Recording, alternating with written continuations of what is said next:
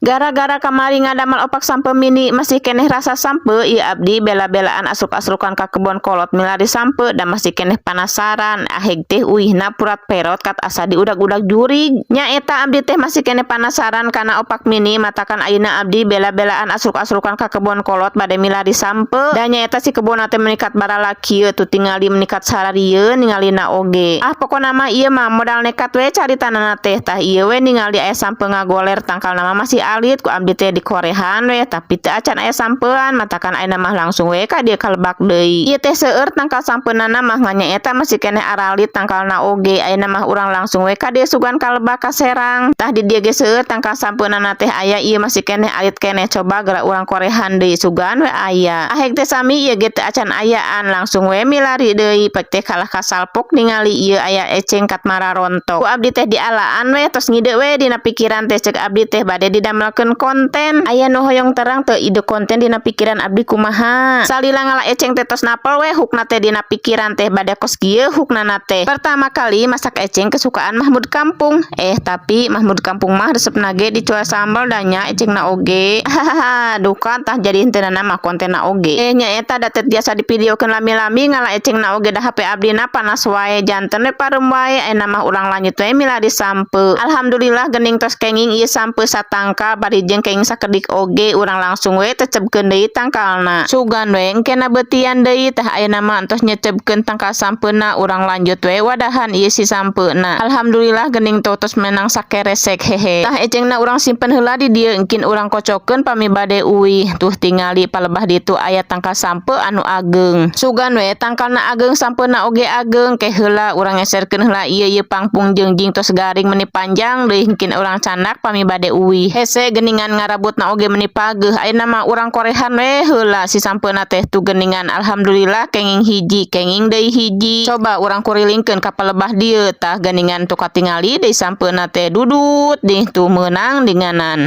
Keresep-resep ngalaan sampe teh teu lila aa nasihana beberwekan ti tongoh majarna teh sihana ceurik cenah. Atuh we jadi riweuh ngala sampe teh gura-giru teu pararuguh. Ari ditinggalkeun nya da sampeuna seueur ateun ti tongoh beberwekan wae tungtungna mah hayu we gura-giru ieu teh teu pararuguh. Tadina mah bade ngundur heula bari milari cengek milari jonghe tapi danya eta gegeroan wae. Kodarek uih teh kalah ningali sampe ageng nya eta tilas ngegebeurit bade di alat teh danya eta riweuh. Tungtungna mah gura-giru lulumpatan uih teh nya nanyak nya capek nya meni ngos-ngosan ieu teh meni asa diudag-udag jurig. Nepi ka dieu ka bumi si mamah pek teh kalah kadironyo ku anak entok do moro-moro eceng. Heula entok ulah ngaronom wae urang motongkeun heula ieu pangpung urang taekeun ka luhur da kalah kariweuh